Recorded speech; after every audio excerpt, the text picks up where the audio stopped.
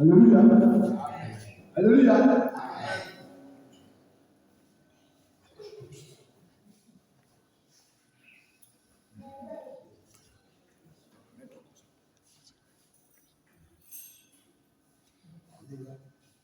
Alléluia.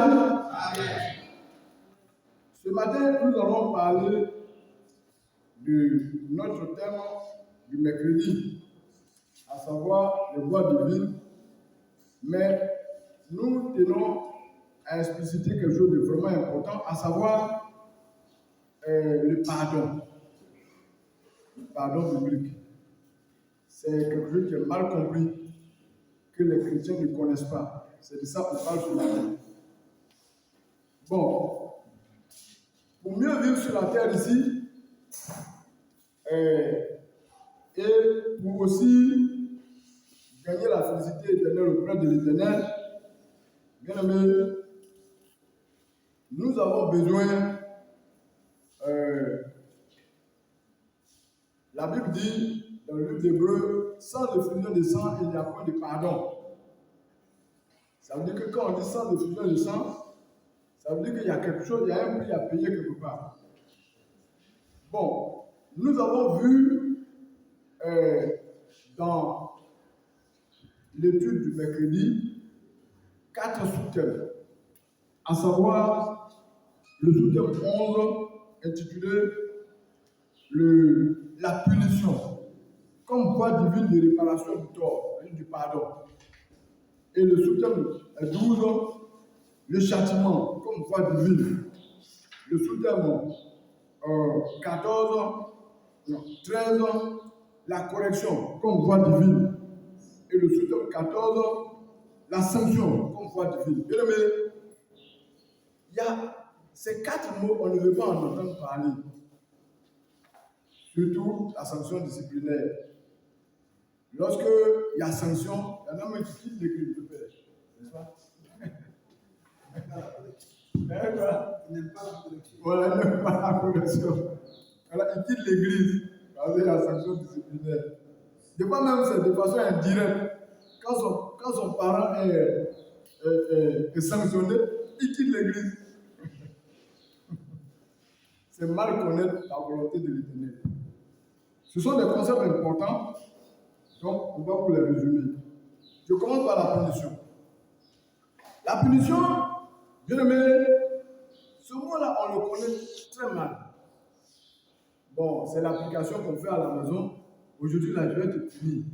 Tu n'as pas, ce qu'il te dit de faire, tu n'as pas fait, je vais te punir. Vous voyez, non? Ça, c'est à la maison.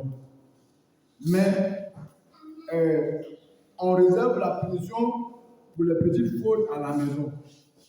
Maintenant, c'est au palais de justice, quand il y a des crimes, on parle de pénal. On dit ça, c'est le domaine du pénal. Ça, c'est la peine à punir. Mais bien aimé, la punition et la peine, c'est le même mot. C'est comme en français, tu dis par exemple, c'est frêle. Et puis tu dis c'est fragile. Tu vois, non? Frêle et fragile, c'est le même mot latin qui a donné les deux. Le latin dit fragile. C'est ça qui a donné fragile et qui a donné frêle. Tu vois, non? Voilà. Donc, c'est la même chose, la peine et la punition. La punition vient du latin punitio. C'est l'action de punir quelqu'un. Du verbe latin punire. On dit punire ou bien punire. Punire, c'est la rançon destinée à racheter un meurtre. C'est la compensation, c'est la réparation d'une peine. C'est le tourment qui vient, si on t'a frappé, en tout cas, c'est le tourment qui vient à la suite d'un dégât que tu as commis. C'est ce que l'on fait subir à l'auteur d'une faute, qu'on appelle la punition.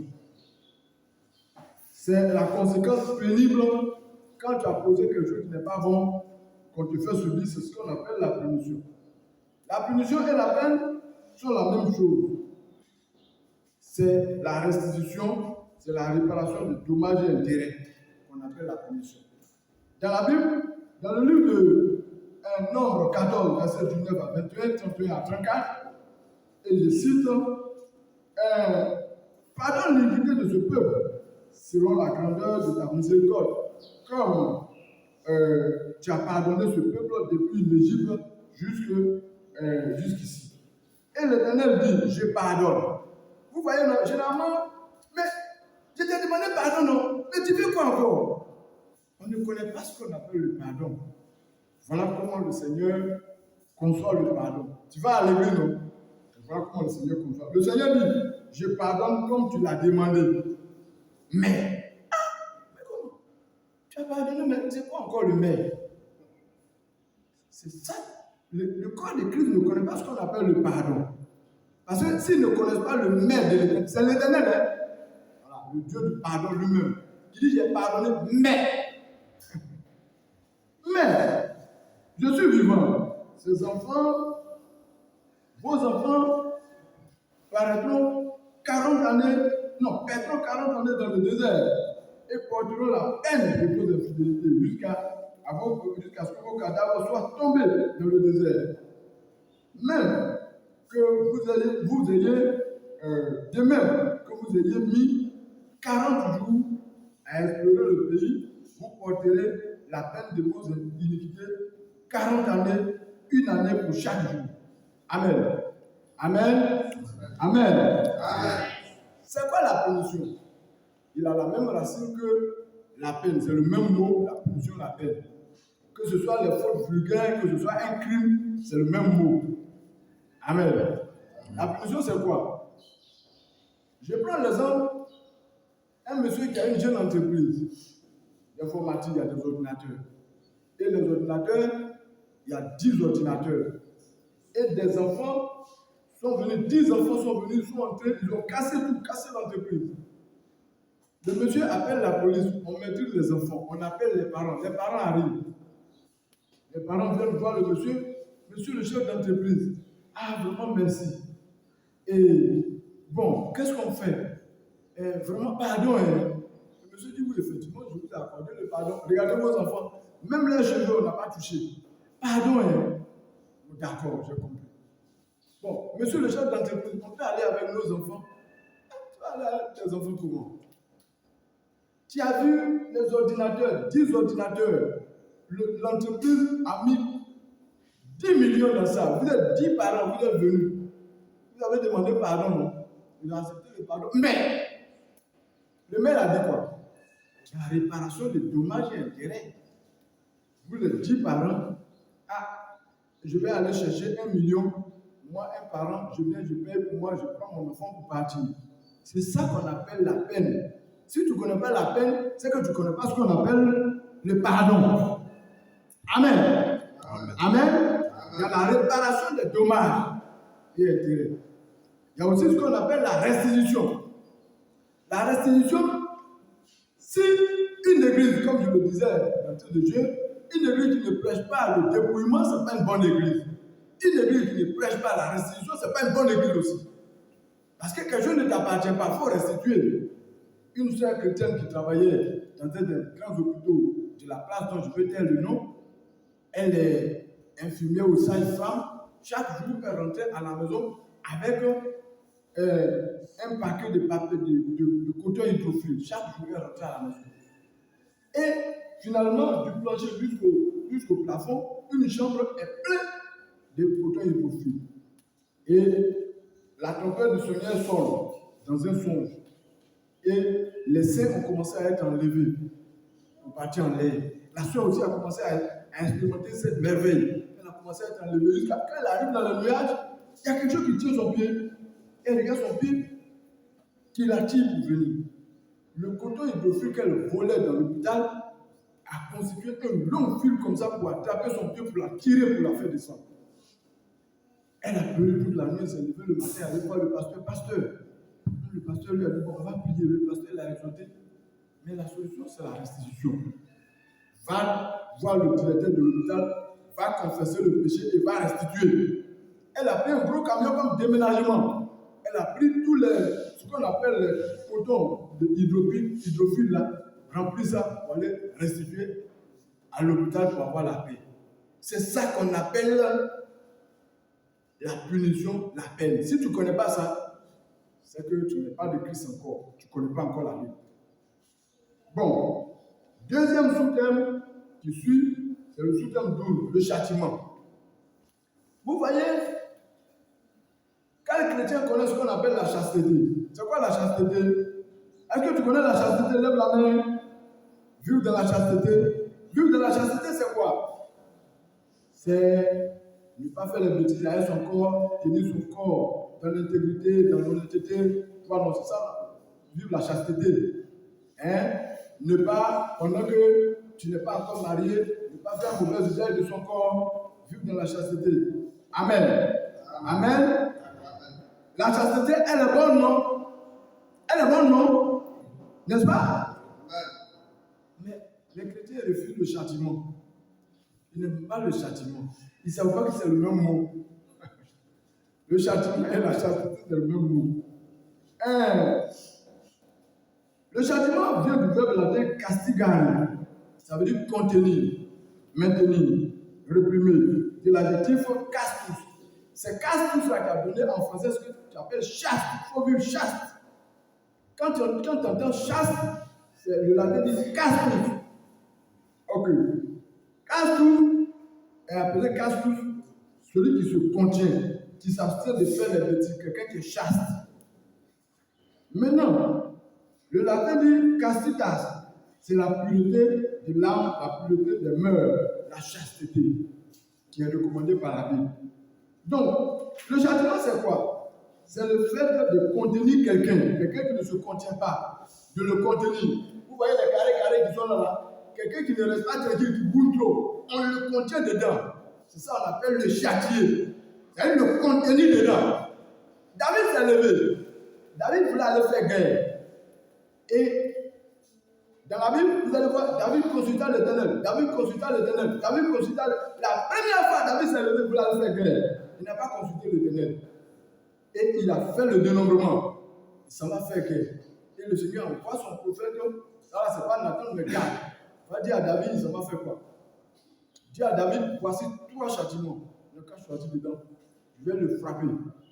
Quand tu regardes les châtiments, il n'y a même pas un seul que tu peux choisir. Et le moins dangereux, le plus gentil, c'est que David, il doit avoir 3 jours de peste. Ça, c'est le plus gentil, ça. Et ce que David ne voulait pas entendre, comme David a passé tout son temps à poursuivre l'ennemi et à les écraser, c'est que l'ennemi va le poursuivre pendant 3 mois au moins. Est-ce que David accepte ça? Quand tu peux accepter ça? Tu peux accepter ça? Sinon, tu ne peux pas dire. Ok. Donc, voici ce qu'on appelle le châtiment. Je ne vais pas lire le passage, mais je vais parler du dénombrement. Ça se trouve dans le passage de 2 Samuel 24, 10 à 13. Et là, le Seigneur a châtié David. C'est-à-dire, comme il ne se contient pas, le Seigneur l'a contenu. C'est ça qu'on appelle le châtiment. Et c'est ce mot-là, c'est le même mot que la chasteté. Donc, quand tu n'es pas chaste, le fait qu'on te châtie, c'est-à-dire qu'on est en train de rendre chaste. C'est ça qu'on appelle châtier, le châtiment. Amen. Amen. Est-ce que le châtiment est différent de la sainteté? Et ça s'éloigne de la sainteté? La chasteté, elle est sainte, non? Et le châtiment? Elle est sainte, non? Ok. 3e sous-thème, le sous-thème 13, la correction. Le Seigneur dit, la folie est attachée au cœur de l'enfant. Pour l'en délivrer, il ne faut pas lui épargner la verge. Il y a des parents qui ne corrigent pas leurs enfants. Ils font des bébés gâtés. C'est le Créateur qui a dit ça. Ce n'est pas l'ONU. Ce n'est pas 911 des États-Unis. C'est le Créateur qui a dit que ces créatures-là, les enfants-là, de les corriger. On n'a pas dit de prendre Boudin pour casser sa boîte crânienne. Tu vas dans les œuvres là, il y a des petits trucs là, bien minces là. Tu fais souffrir la chair, l'enfant va changer. Amen. C'est le Seigneur qui a dit de faire ça. Donc, chers parents, la correction consiste à ramener l'enfant qui est gaucher, à le redresser. C'est un plan de sainteté, un plan de rapprochement de l'Éternel, vers l'Éternel de la personne.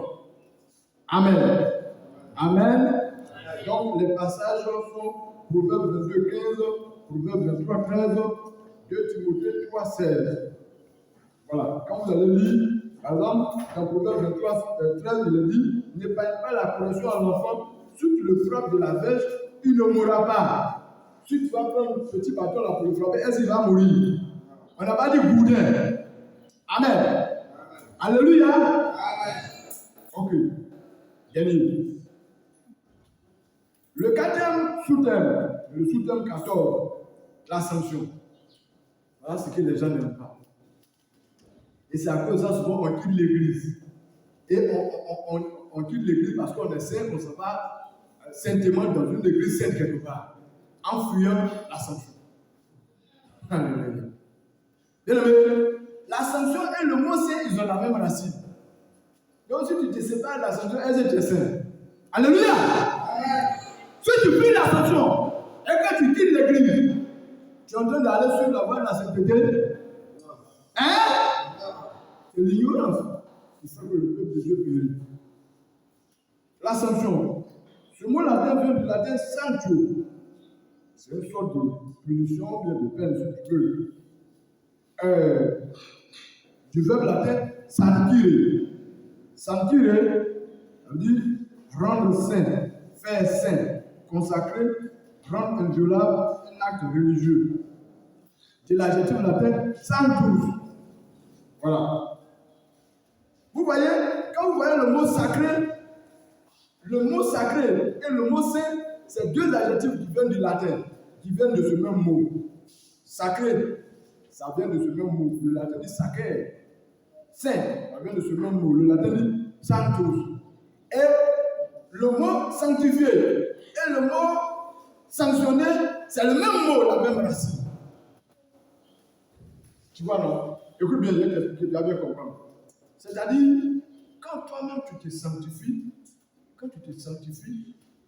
alors on n'a pas besoin de venir te sanctionner, n'est-ce pas?